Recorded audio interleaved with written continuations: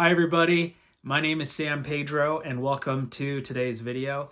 Today I'm going to be talking about great ideas and finding great ideas. And it all started because recently I was thinking through my life and I was thinking about small things that had a great impact on my life. And when I was doing that exercise, I immediately remembered this speech that I listened to when I was 20 years old. And it absolutely changed my life. It changed my perspective. And it was one of those things where it put into words and ideas things that I had felt to be true, but it gave it a name and it organized it for me. And it helped me see going forward in my life how I could be better about finding great ideas. And so I'm very grateful that I found this speech when I did, and it's something I still refer to. And so I want to talk about this speech, the things that I learned, and share them with you today. So the speech itself was given by a man named Sterling W. Sill, and he gave this speech on the campus at Brigham Young University in Utah. And so at its core, it does have a religious and spiritual meaning behind it. But the thoughts I'm going to be sharing today don't necessarily reflect any religious view, because I want to share the things he shared about finding great ideas. And so the title of his speech is called Of Bottles and Books. And he sets it up by saying that there's these famines in the world. And specifically, he's talking about famine from food and how through all of civilization, humanity and civilization had to think about how they're going to get their food. And when the harvest came, they could enjoy their harvest, but then the food would go bad and they could only eat what was in season. And then all of a sudden, one of these great inventions happened where we learned how to preserve our food, how to bottle our food, and we could extend the shelf life of the food we were eating. And now all of a sudden I could have peaches any time of the year instead of just when they were in season. And so he kind of gives this description of a solution to a famine. But then he says in our life, there's famines all in other areas of our life. And one of them is the famine of finding good ideas, finding motivation, and learning. And he said there is a solution for that, and it's books. And great men and women have put the greatest thoughts into books. They put it onto paper, and that increased the shelf life of those great ideas into the future, longer even than the food, which I was talking about. And so that was the basis of his speech, and then he starts talking about great ideas. And so point number one I want to share is that we can rethink all of the world's greatest ideas. And so Sterling W. Sill is very well read.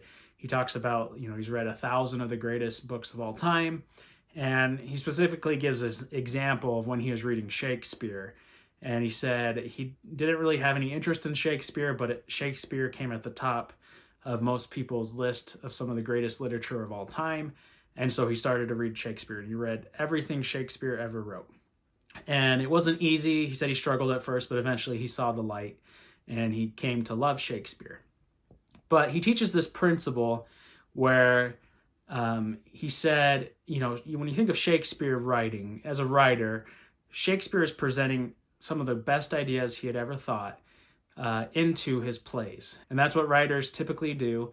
Their best thoughts are written into whatever medium they're choosing, whether it is through a play like Shakespeare or some other type of writing. And so it was thrilling for him when he's reading Shakespeare to rethink all of the great ideas that Shakespeare thought. And with this, he continued to go on, I can go and rethink what the greatest minds in world history have thought by reading what they wrote, by reading what inspired them too. And so when I first heard that, it really opened my mind and my understanding to what reading is. You're really rethinking the best thoughts that the author had thought and decided to put into writing. Because through the writing process, they have refined and thought through their ideas and presented their ideas in its best light. And so that was just amazing when I heard that and I learned that. And that leads to point number 2, which he makes in this speech, and that's that I can collect the great ideas of the world.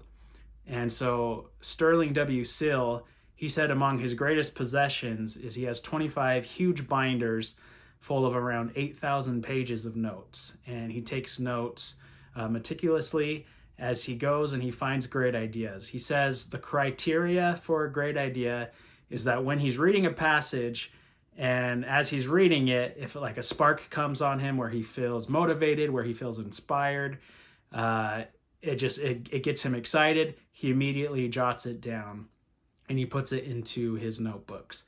And I'm not entirely sure how he had it organized. This was back in the 70s, so it was all paper. And I know I read another speech of his where he talked about how he had chosen 75 people from world history who he felt embodied some characteristic or trait.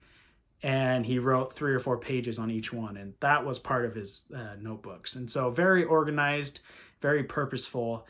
But that was also something very inspiring to me. The thought that I can not only rethink all the great ideas in the world, but I can also collect all the great ideas in the world. And that leads to point number 3, the last thing I'll mention, and that is that I can memorize all of the great ideas in the world. And this one's kind of an interesting topic because I feel like today memorization is kind of looked down upon. A lot of people kind of have that excuse, well, why would I take time to memorize something if I can just go look it up online? I have my phone, I can quickly find an answer to any fact or whatever it is. And even in the context of school and learning, it's kind of looked down upon when you think, oh, I'm just memorizing for this test, and after that test has been completed, it doesn't matter if I remember it or not. And I actually think this is kind of a sad point of view. I think memorization can be a really good tool, and it's something that can be important when you think, you're flexing that brain, that memory muscle, that takes effort. And Sterling W. Sill, not only would he take his notes, but he said every time he would write down a note, he would try to memorize it. And he'd been doing that his whole entire life. And when he gave this speech, I think he was in his 60s, maybe in his early 70s. And he said at the time that he can memorize anything and memorize it quickly because a whole lifetime of memorization every day, he could just quickly read a great thought and remember it. And he said how he'd meet others who were in their 20s or in their 30s, and he could out-memorize them on any subject, and whether it's learning a new language or just finding great ideas, memorizing poetry or whatever it is. And so I really like that idea, the thought that not only can I rethink all the great ideas, I can collect them and keep them near me, and I can memorize them.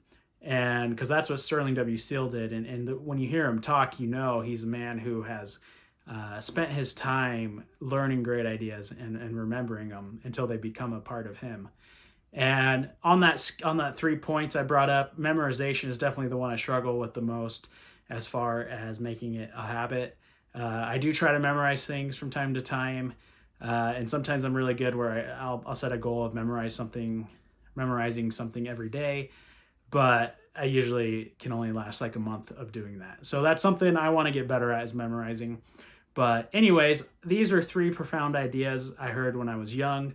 I feel like they changed my outlook of what reading is and how personally I want to approach reading and finding great ideas and principles. So hopefully that helps you. And let me know within those 3 points, is there anything you can add? Is there ways that you found in finding great ideas? I'd love to hear that and learn from you as well. But thanks for watching, and I will see you in the next video.